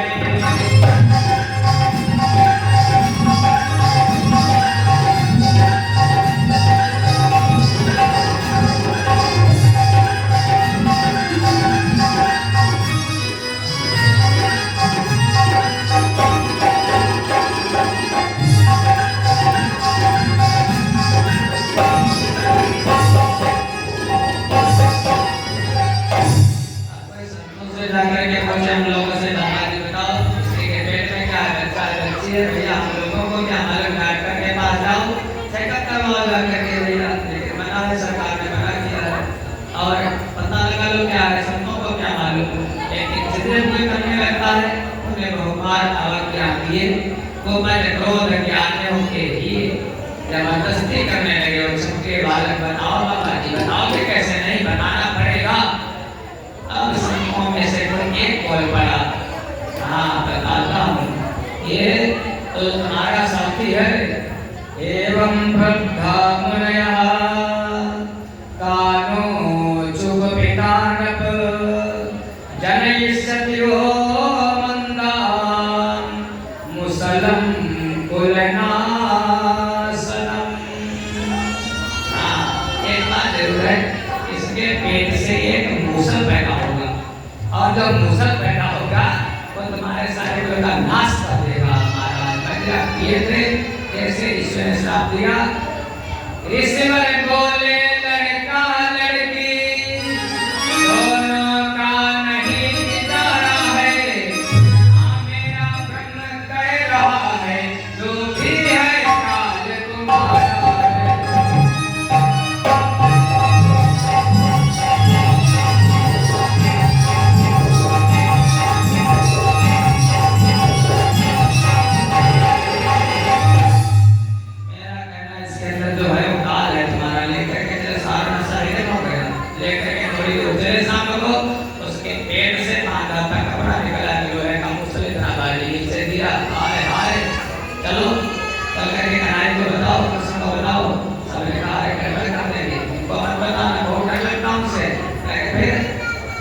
बाबा को बताओ, नाना को बताओ, अगर भगवान से बताते हो सकता तो नतीजा निकलता। लेकिन उग्रसेन के पास, उग्रसेन ने कहा अरे 56 करोड़ वंशी तुम, इसको घिस डालो, घिस करके समुद्र में फेंक दो, ये तो सब कहते रहते हैं, और इसका चूरा बना करके डाल दो, कुछ नहीं होगा। बालक आए, मूसल को घिसा, घिस करके उसका चूरा समुद्र में फेंक दिया। इतनी बड़ी जो कील बची बात में किसने नहीं बची, उसको फेंक दिया समुद्र में। समय गिरता सुग्रीव जी कहते हे राजन कश्चिन मत्स्योग्रशीलोऽहं चूर्णानिर्मलस्ततः ओहिमानानि वेलायां लग्नाया समकिलहेरका। कश्चिन मत्स्योग्रशीलोऽहं, जो लोहे के कील थी एक मछली निकल गई, मछली निकल गई। कोई हीमर आया, पहलिया मछली को पकड़ लिया, मछली को ले जाकर के काटा, मछली को खा गया। तो कील अरे बड़ी सुंदर कील है, हमारे बाण के बनाने में काम आएगी। बाण के आगे लगा लिया और धीरे धीरे समुद्र में जो चूरा था वो बह करके किनारे आया। उसके पैर का नाम किए घास उत्पन्न हो गई, घास। एक दिन की बात सबने कहा देखो, भगवान ने कहा अब सपन होने लगे द्वारिका में। सबने कहा समय ठीक नहीं, ब्राह्मणों ने श्राप दिया है, इसलिए सभी लोग चलो चल के समुद्र के किनारे तपस्या करो, साधना करो। सारे द्वारिकावासी समुद्र के किनारे भगवान का भजन करते हैं। एक दिन भोजन बना, कोई जरा सी बात बिगड़ गई और मेरा पान पहले से किए थे महाराज, अगर उनका विनाश करना हो तो पीना शुरू कर दो। बड़े बड़े महाराज से लोग दीवारें निकल गए, बस पीना शुरू कर दो, कर देता उसका विनाश हो जाता है। 56 करोड़ यदुवंशी भगवान के द्वारा संरक्षित दारू पी करके गए। जरा सी बात पर नमक ज्यादा, मिर्च ज्यादा। उसने कहा अच्छा अभी हमको चखाता हूँ। मैं उठाया वही घास और घास उठा करके ढेर दनादन एक दूसरे को मारने लगे। कोई यही नहीं देखा मेरा पुत्र है, भाई है, बेटा कौन है। आपस में 56 करोड़ यदुवंशी लड़ कट करके मर गए। बलराम जी ने देखा सब मर रहे हैं, वहीं पर समुद्र के किनारे ध्यान लगा करके बैठ गए। बस बिजली चमकी ऐसा लगा और बलराम जी भी अपने धाम को चले गए, क्योंकि नौकर चाकर आते पहले हैं महाराज, स्वामी बाद में आते हैं, और नौकर चाकर जाते पहले हैं, स्वामी बाद में जाते हैं। द्वारकाधीश आकर के एक नवराई में बैठ गए पीपल वृक्ष के नीचे। दूसरे दिन उद्धव जी आए, उद्धव जी को बहुत ज्ञान दिया है। वहां पर भगवान कृष्ण मुख्य कथा तो यही से शुरू होती है। भगवान ने आकर हमको उपदेश क्या किया है, एक बहुत ऊपर कथा है कि भागवत जी का 11 स्कंद, नव योगेश्वर संवाद, दत्तात्रेय जी के 24 गुरुओं की कथा। भगवान ने उद्धव को उपदेश दिया, फिर कहने के उद्धव आज के 7वें दिन ये समुद्र द्वारिकापुरी को डुबो देगा, कुछ नहीं बचेगा। बस एक हमारा पौत्र बचेगा जो नंदुक का बेटा पंजनाभ। तुम हमारे द्वारिकावासी को शेष बचन को लेकर के यहाँ से हस्तिनापुर चले जाना, ऐसा उपदेश दिया। अब उसी समय वही जरा नाम का बहलिया जो पूर्वजन का बाली था, वो जंगल में आया शिकार खेलने के लिए। उसको लगा कि कोई ग्रह है, भगवान के चरणों में ऐसे चिन्ह थे, उसको लगा कोई ग्रह बैठा, उसकी आंख दिखाई दे, उसने तीर चला दिया। जाते कि भगवान के चरणों में वो तीर लगा। जरा पहलिया जाकर के होता देखा है तो भगवान बड़ा धोखा हो गया, इतनी करने लगा भगवान की तरफ अपराध हो गया, क्षमा कर दो। भगवान ने कहा पहलिया तुम्हारा कोई दोष नहीं था, तुम्हारे मरते समय भाव आया था, हमारे ऊपर क्या की है, मैंने तुमको मारा था, तुमने मुझसे बदला ले लिया, लेकिन तुम्हारी जरूरत ही नहीं होती। भगवान को जिसने बाण मारा है भगवान ने उसका भी उद्धार कर दिया, उस जरा नाम के बहलिए का भी भगवान ने उद्धार कर दिया। बस उसके बाद क्या हुआ, ऐसे बिजली जैसी चमकी और भगवान कहते हैं कि श्रोताओं आगे की गाथा अब नहीं सुनाने काबिल है, अब भक्तवत्स्य का है वियोग, ये एक भक्त ही काबिल है।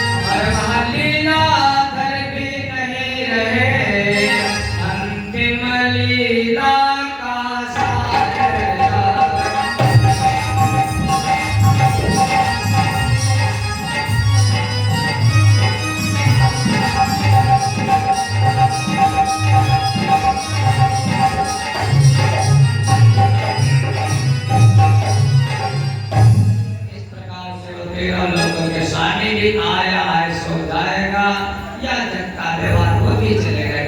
सुखदेव जी ने परीक्षित को सारी कथा सुना दी। बेटा, आपने जो प्रश्न किया था, मैंने उन विश्वात्मा भगवान की लीला के बारे में आपको सब कुछ सुना दिया। अब क्या सुनना चाहते हो? सूत जी कहते हैं, ऋषियों, इतना सुनकर के परीक्षित जी सुखदेव जी के चरणों में गिर गए, प्रणाम करने लगे। प्रभु, आपसे ज्ञान सुनकर मैं धन्य हो गया। अब मुझको मृत्यु से कोई भय नहीं है। इतना कह करके अनुदाने मां ब्रह्मण वाचं यच्छामदोक्षजे मुक्त कामास चेता प्रवेश विसृजाम्यहम्। गुरुदेव, आप मुझको ये आज्ञा दो।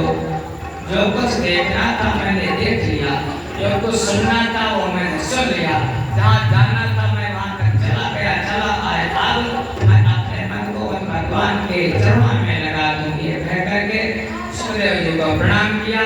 सुखदेव जी जैसे आए थे वैसे के वैसे सुखदेव जी प्रस्थान कर गए। परीक्षित जी ने गंगा जी के तट पर कुछ बिछा दिए। मुक्त तो जीवन हो ही चुके परीक्षित हैं, और उत्तर की तरफ मुँह करके बैठ गए। पहले हो जाता था जी, वो बैठ के उत्तर की तरफ मुँह करके अभिया। अब ब्राह्मण का श्राप बाकी बचा, तो ब्राह्मण बालक ने श्राप दिया था। संगी ने, समय के पुत्र ने, 7वां दिन आज कक्षकः प्रहितो विप्रा क्रुद्धेन द्विजसूनका हन्तकामोऽनुपं गच्छन् ददर्श पथि कश्यपं। वो जो मरा हुआ सांप था वो जीवित हो गया, और जीवित होकर के चल दिया परीक्षित को काटने के लिए। रास्ते में एक ब्राह्मण जिसका नाम कश्यप, वो चल दिया परीक्षित को बचाने के लिए। रास्ते में मुलाकात हुई, दिखाओ अपना जौहर। तक्षक ने डर मारा, का पंचता काट रहा था, वो जल करके राख की ढेरी बन गया। तक्षक ने कहा, मैंने तो दिखा दिया। कश्यप ने कहा, दिखा दिया।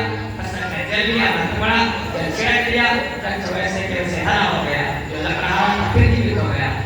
तक्षक ने कहा, मन में बड़ी शक्ति होती है कश्यप, किस लिए जा रहे हो? परीक्षित को बचाने के लिए। तुम किस लिए जा रहे हो? परीक्षित को मारने के लिए।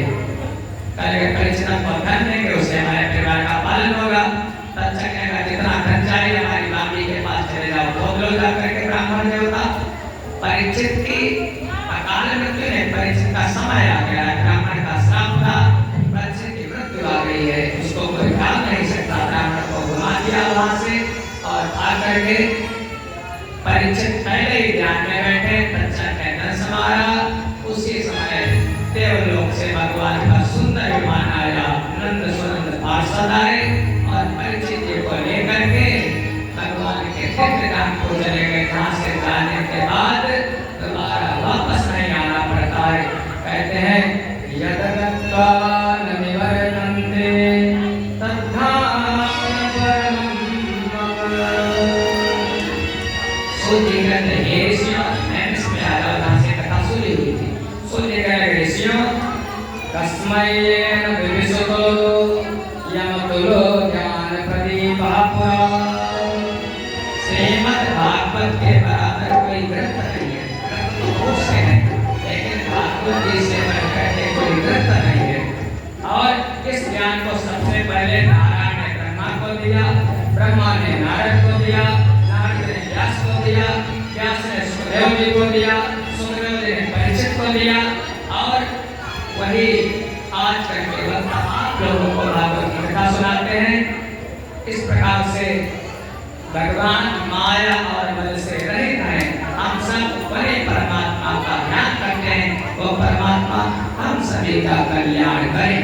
वो परमात्मा, ऐसी भगवान की कथा जो कहते हैं कलयुग में नाम की बड़ी महिमा है। यह कथा विराम देती है। आप लोग कितने लोग बैठे हो? यहाँ पर बड़े लिखे लोग बैठे हैं, सब बैठे हैं।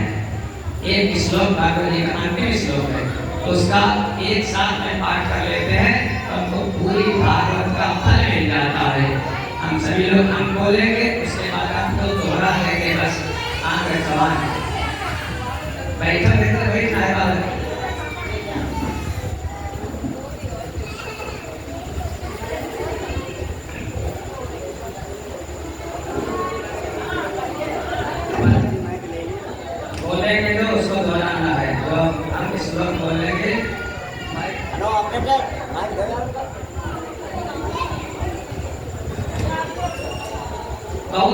चलता है, कलयुग में नाम की बड़ी महिमा है। सूर्य जी कहते हे ऋषियों, हम बोले कि आप लोग सभी लोग हाथ जोड़ करके बस उन परमात्मा का ध्यान बोलेंगे। नाम संकीर्तनम यस्य, नाम संकीर्तनम यस्य, नाम संकीर्तनम यस्य, नाम संकीर्तनम यस्य, सर्व पाप प्रणाशनम, सर्व पाप प्रणाशनम, सर्व पाप प्रणाशनम, सर्व पाप प्रणाशनम, प्रणमा दुःख शमनः, प्रणामो दुःख शमनः, प्रणमा दुःख शमनः, प्रणामो दुःख शमनः, तं नमामि हरिप्रियं, तं नमामि हरिप्रियं, तं नमामि हरिप्रियं, तं नमामि हरिप्रियं, नमामि हरिप्रियं। जिन भगवान का नाम सारे पापों को नष्ट कर देता है, जिनके चरणों की यति सारे दुख दूर कर देती है, वही परम तत्व रूप हरि को मैं बारंबार नमस्कार करता हूँ। वो परमात्मा आप सभी का कल्याण करें, आप सभी का मंगल करें। इन 7 दिनों तक ये श्रीमद् भागवत जी का अनुष्ठान हमारा साधारण नहीं है। कहते हैं जब जन्मों का पुण्य उदय होता है, भाग्यो गए न बहु जन्म समर्पित, तब आपको सुनने को मिलती है। हमारे बहुत धन्यवाद के पात्र हैं हमारे भैया सुशील चौहान। अपना तो कल्याण किया, लेकिन जिन लोगों ने सुना उन सबका कल्याण किया। निरंतर इन पर, इनके परिवार पर भगवान की कृपा बनी है। निरंतर उत्तरोत्तर ये जो मंदिर बना करके और 2 मंजिला और ऊपर बन जाए। फिर इसी के साथ अगर 7 दिनों में हमसे भैया ना तो कोई चुटकुला हमारे पास है, ना तो कोई मनोरंजन है, ना तो कोई लेडीज रखता है, ना तो कोई झांकी है। आप लोगों ने सुना भैया, हमको बहुत बहुत धन्यवाद के प्राप्त हो। हमारे देशों को कोई सुन ले और अगर कुछ बुरा लगा हो, बोल दिया हो आप लोगों को, हो सकता कभी की व्यवस्था से, तो क्षम्य सज्जन मोरी दिखाई, सुनिहै काल बचन मन लाई। जैसे चौहान की माता जी वैसे हमारी माता जी। अगर कुछ बालक समझ करके आप लोग बड़े लोग भी बैठे क्षमा कर देना, तो बराबर के हैं उनसे भी, छोटों से भी, सबसे क्षमा मांगते हुए। और निरंतर अगर कुछ अच्छा लगा हो तो श्रोता ऐसा चाहिए जैसा सूप सुभाए, सार सार को गहे रखे। श्रोता एक बुराई कुछ अच्छा लगा हो तो उसको ले लेना, बस बात यही है। चौहान धर्मध्वजी हैं, हनुमान जी के परम भक्त हैं, इनके पीछे लगे रहो आप लोग। महाराज जो धर्म की रक्षा करता है वो भी सनातन धर्म की, बस धर्म उसकी रक्षा करता है, धर्म आपकी रक्षा करता रहेगा। इसलिए निरंतर आप लोगों पर भगवान की कृपा बनी रहे। और इसके बाद कथा के बाद एक कार्यक्रम और होता व्यास पूजा, तो यही आग्रह करेंगे चौहान की मैडम पत्नी और उनके भैया सुशील कांत के वो अपने परिवार जाने यहाँ पर आ करके अपना जो भी आचार्य जी बताएंगे आगे की व्यवस्था। सभी का कल्याण हो, सभी का मंगल हो। ओम पूर्णमदः पूर्णमिदं पूर्णात् पूर्णमुदच्यते पूर्णस्य पूर्णमादाय पूर्णमेवावशिष्यते। ओम शांति शांति शांति। एक बात और कथा यहाँ सुनाते हैं, आप लोगों ने सुनी। एक चैनल भी है हमारा श्री कृष्ण भक्ति रस आचार्य धर्मेंद्र जी महाराज यूट्यूब चैनल। अगर किसी का मतलब सर्च कर लेना यूट्यूब पर आ जाएगा, बहुत सी कथाएं पड़ी हैं।